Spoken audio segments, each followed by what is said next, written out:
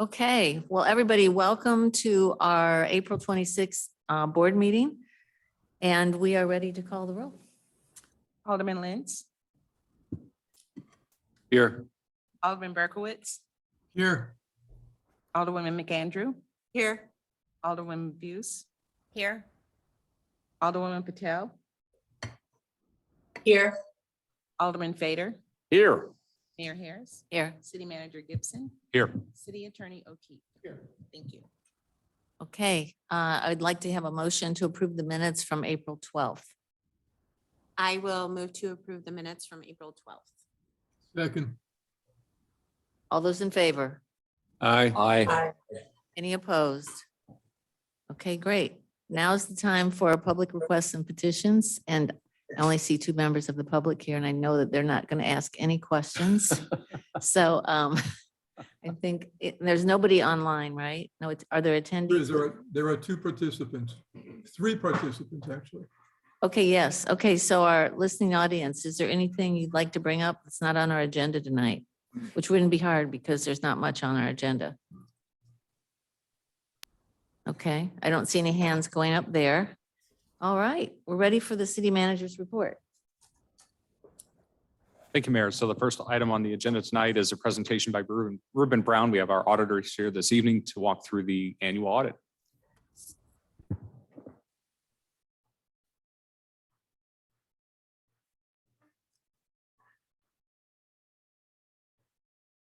Now it should be on. Okay. Good evening. Thank you for having us. My name is Ted Williamson. I'm a partner with the accounting firm of Ruben Brown, and with me is Alicia Barnum, who's a manager with Ruben Brown, just right up the street. Actually, at least that's what I did. I parked in our garage and I walked down here this evening.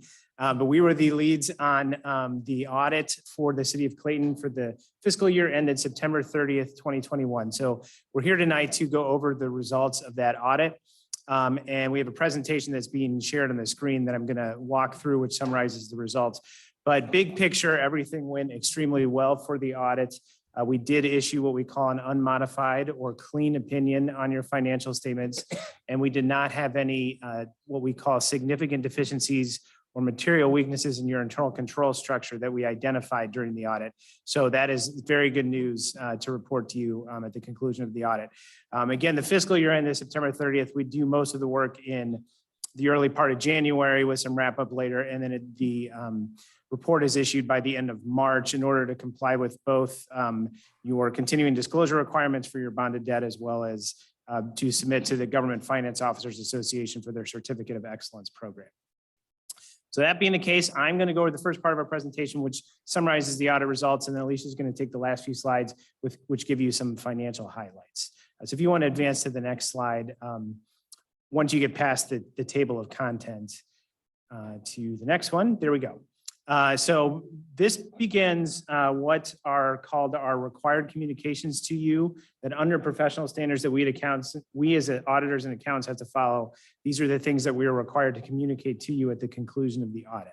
And what this letter here on the first page says is that the purpose of the audit is to determine whether your financial statements are fairly presented in accordance with generally accepted accounting principles in the United States. Since you're a city government, you follow the governmental accounting standards set by the Governmental Accounting Standards Board.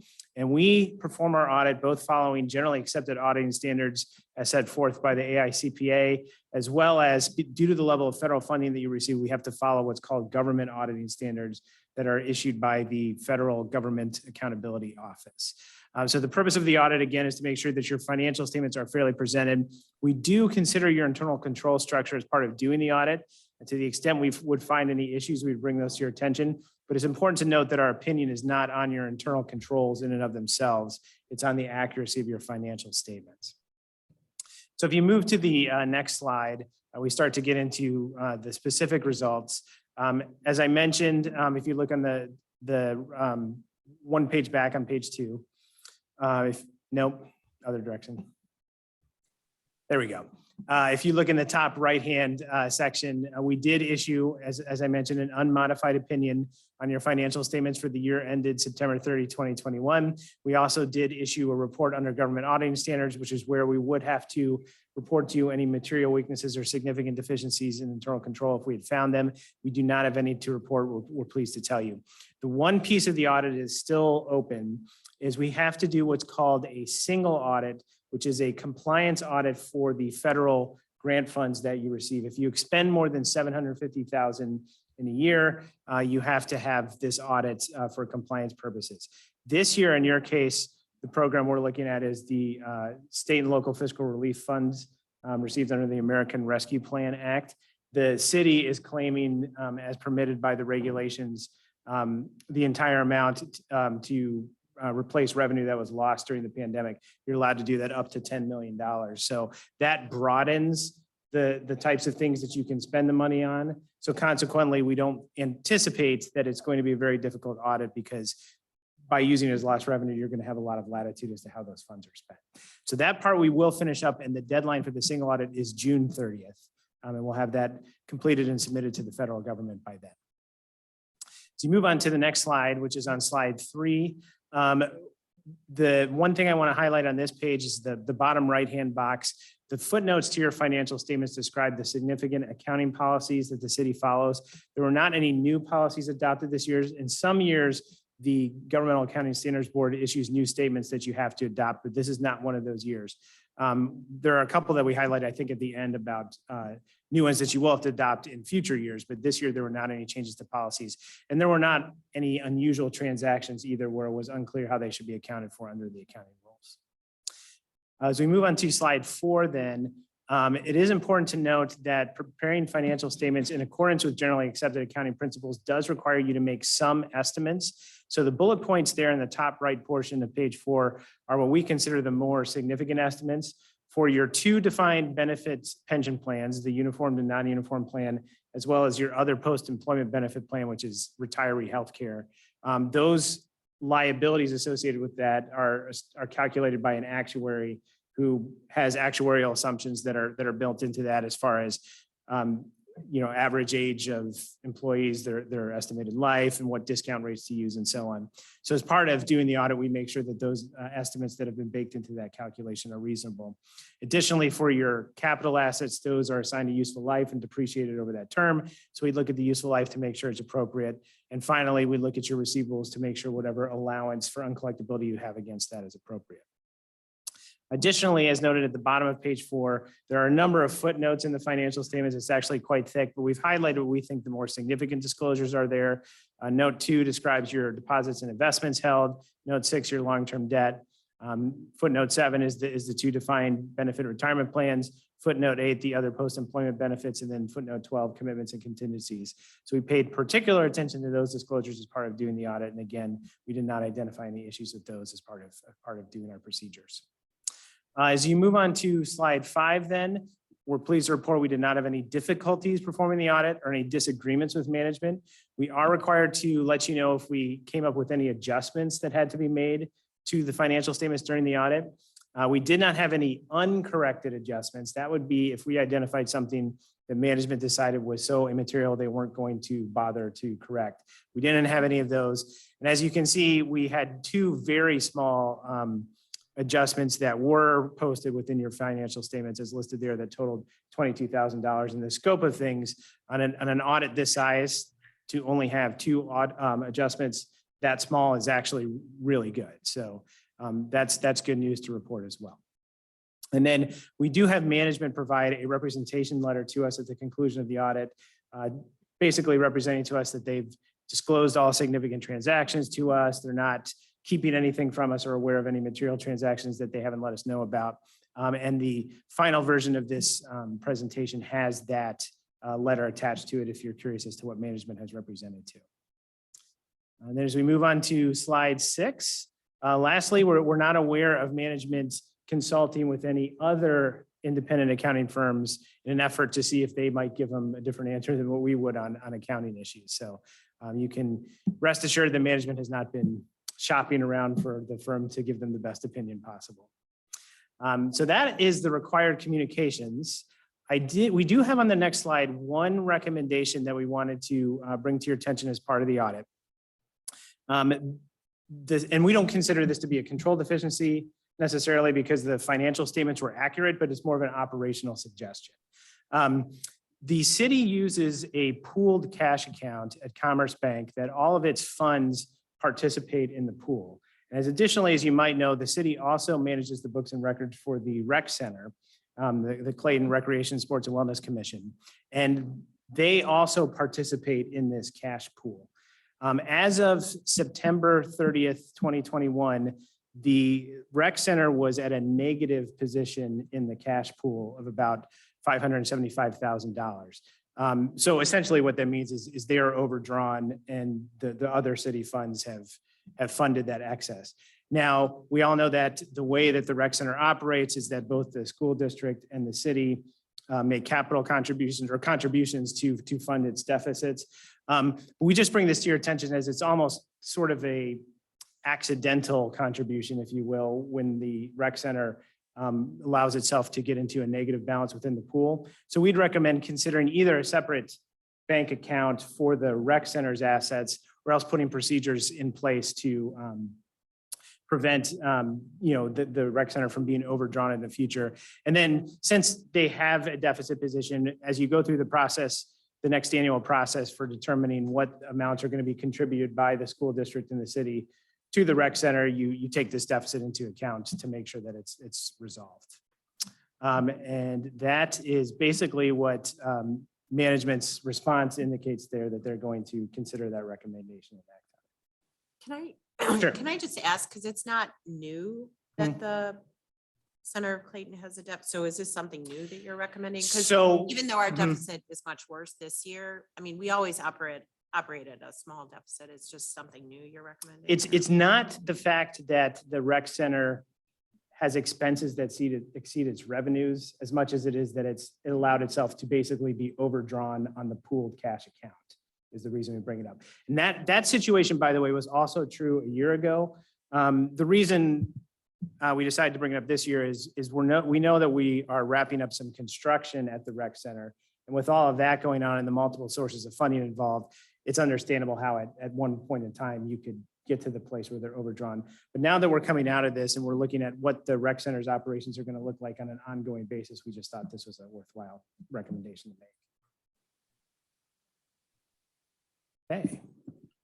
There's not any further questions on that. I'm going to turn it over to Alicia. If I could just follow up on that. Sure. I'm sorry, but so does that mean though that this is only the second year that that's been the case, that its contribution to the pool has been negative? I know that it was for sure true as of September 31, 21 and 20. I don't remember what the case was as of 19. It's historically a little bit of a deficit. Yeah, I mean, I know it operates at a deficit, but I guess the question is whether we're like depositing the money needed to pay the bills in advance of paying the bills. Is that right? Yeah, that's the concern essentially. Right. Yes. So we're letting our other city accounts like float the CRSWC. That's And correct. So at least at that point in time, there was that going on. Yes. Can I just ask, is there a similar recommendation made by someone to the school district in terms of this account? So what's unique about the city in this case is that it's the city that manages the rec center's records and allows them to participate in the pooled cash account. So while the school district is definitely on the hook for contributing their 50% share to the rec center to offset an operational deficit, they don't have this logistical concern because the rec center participates in the city's pooled account. So they're just reimbursing us essentially at the end of the day. Yeah, so in theory, what will happen here, put aside whatever other operational deficits the rec center has, I would imagine you take this difference and say, okay, the city's on the hook for half of it and the school district's on the hook for the other half. So I guess we're all, this is probably not the time to bring this up because this is all a CR, I don't know, maybe this is a city issue, but the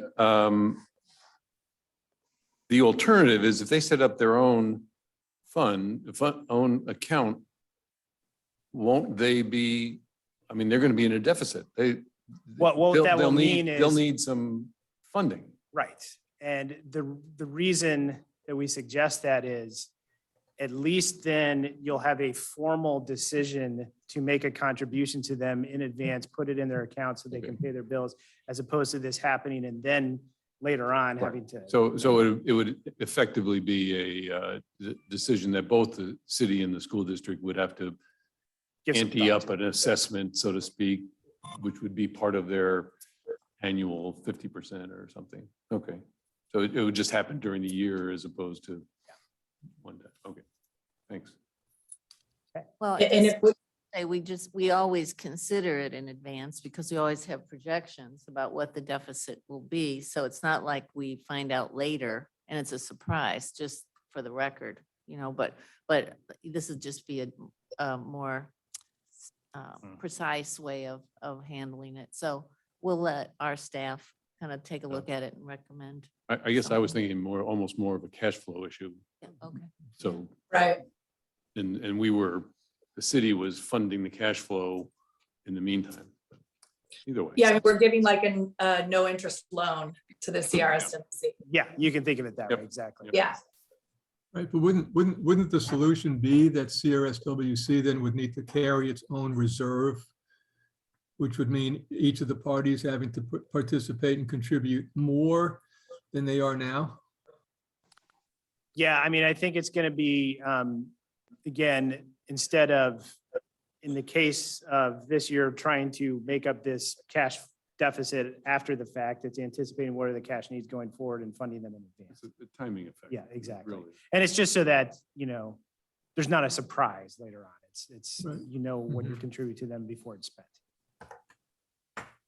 Okay, well, Thank you. once again, I just think we ought to let the staff take a look at it with the CR, with Tony and see what they would recommend that we do and how we would handle it. Okay. All right. So just a few financial highlights for you here. I'll give the mic to Alicia. Thank you. So I'll be going over just some ratios that are common in the public sector. And the first one on page 8 is the change in net position as a percentage of net position. This ratio measures the change in the municipality's financial condition for the year. A positive ratio can indicate a improved financial condition, while a negative ratio could actually show a little bit of a deterioration of financial condition. As you can see, 2021 increased significantly compared to 2019 and 2020, which is great, and it's very healthy. And this is primarily driven by a decrease in expenditures this year. Revenue stayed pretty flat. So under general government as well as parks and recs, there was about a $2 million decrease in both of those accounts. The first is primarily driven by those actuarial assumptions with the benefit plans that Ted had previously mentioned. That really drives the pension expense that is recognized within the financial statements. And the second relates to all of the renovations that took place with the rec center this year. So the contributions to the rec center was a lot lower this year as it was in 2020. And if we move on to the next page. This is the tax revenue per capita ratio. It's a measure of the tax burden of the citizens. A lower ratio is usually considered favorable because it gives the city the opportunity to potentially grow that revenue in case there's any major projects that need to be funded in the future. As you can see, the ratio has decreased, but it's a little misleading. So revenue, like I mentioned, stayed relatively flat, but the number of citizens increased pretty significantly compared to the other years' calculations. So just kind of keep that in mind. It is a calculation, so it's not a completely reliable measure, but it is something that is good to look at. And is that just property tax or is it also sales tax? Yes. All taxes? Yep. So it's property, sales, utility, cigarettes, and vehicle tax. Thank you. You're welcome. And the population growth, did that come from the census or is that where you get your population? Okay, yeah, yeah. we grew quite a bit. Okay. So if we move on to the next slide, this is the unassigned general fund balance ratio. And this ratio, think of it as a rainy day fund. So it is the fund balance that the city has to cover any expenditures without taking into consideration future revenue growths. So as you can see, it is a very healthy fund balance, and this is specifically for the general fund because that's where a lot of the operating expenditures come from. So again, it's grown over the past few years, which is great news. And it just shows that the city is very conservative and make sure that it has enough to cover any expenditures that may come their way. If we move on to the last slide. So these are the emerging financial reporting issues that Ted mentioned. He said that there were no new accounting standards that were adopted in the current year. Well, GASB wanted to take a little break because you have a couple of them coming up. Anybody that's familiar with the FASB world knows that the lease standards have been coming down the pipeline for quite some time. GASB is the same way. So leases and this subscription-based information technology arrangements are pretty similar standards to where operating leases will essentially be a thing of the past. They now have to go on the balance sheet if deemed material. So with any subscription-based arrangement or any lease arrangement, the city will be required to record a right to use asset as well as liability on their balance sheet and then amortize them or use those asset and liabilities up as the leases go through their term. So that concludes our presentation. Did anyone have any questions?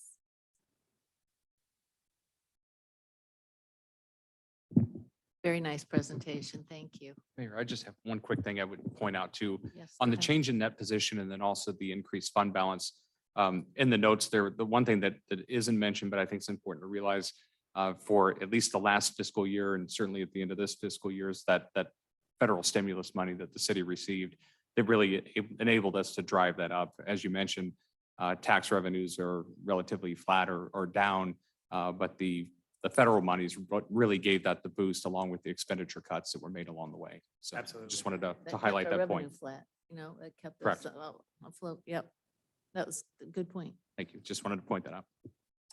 Okay. Okay, well, All right. thanks. It's nice to do this in person again. Yeah, it is. It is. Good point. Thank you. Thank you both.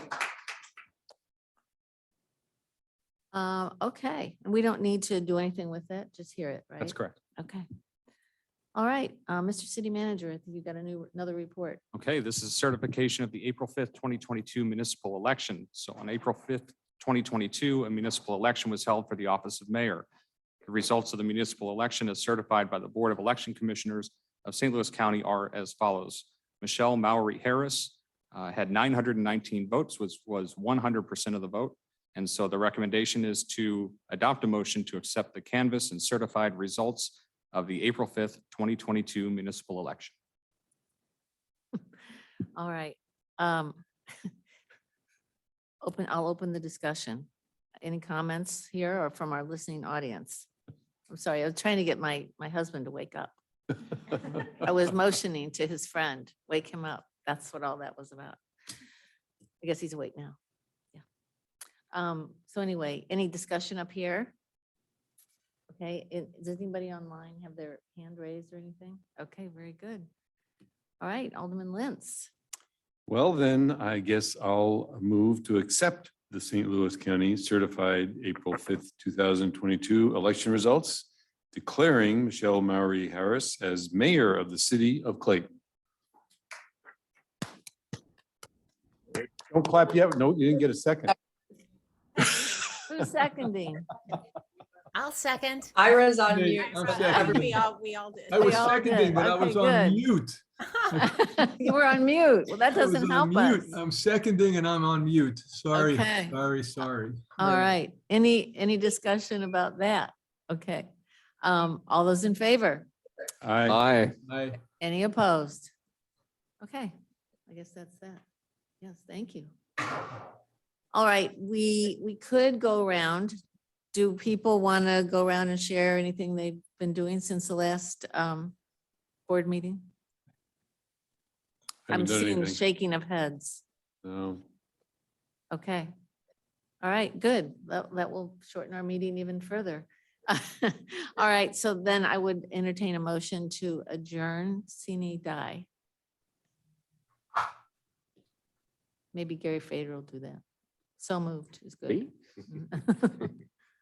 I'm supposed to make that motion? Is that- I'm just throwing that upon you right now. Go ahead. I'll make that motion. Second, Second. second. All righty. All those in favor? Aye. Aye. Any opposed? Okay, our first meeting is adjourned. And now I can welcome everyone to our second meeting. Oh, you need to, I thought, oh, well, so my two things are a little bit different. Okay. Okay. All right. I couldn't tell which was first. Okay.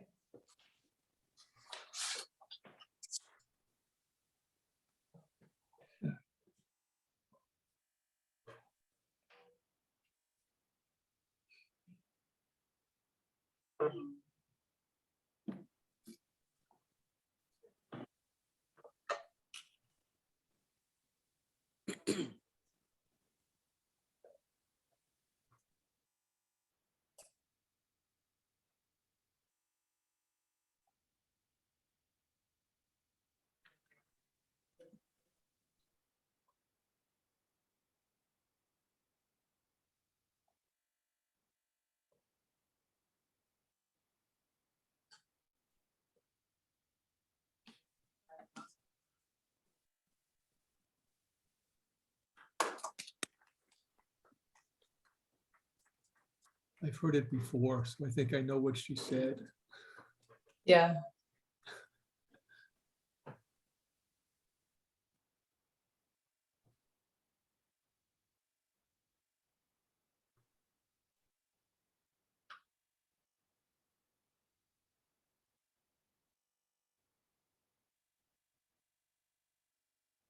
Okay, so now I guess I will call the second meeting to order. And will the city clerk call the roll? Alderman Lentz, I'm still here. Alderman Berkowitz, Here, Alderwoman McAndrew. Here. Alderwoman Buse. Here. Alderwoman Patel, Here. Alderman Fader, Here. Mayor Harris. Here. City Manager Gibson, Here. City Attorney O'Keefe. Here. All right, since we have no minutes to approve, I will ask if there are any public requests or petitions, things that are not on our agenda. Anybody in the listening audience is still out there? No, okay. They're still there. Okay, but nothing. All right. City Manager, do you have a report? I do not. Thank you. Came unprepared as always, I see. Okay. It's silly Okay, meeting. all right. So I'll have a motion to adjourn this meeting. You want to do that one, Rich? Motion to adjourn. second. All in favor? Aye. Bye. Opposed? Okay, we are adjourned. Thank you Yep. all. Congratulations, Mayor. Yeah, congratulations, Mayor. Oh, thank you guys on the screen. Good to see you. Mhm.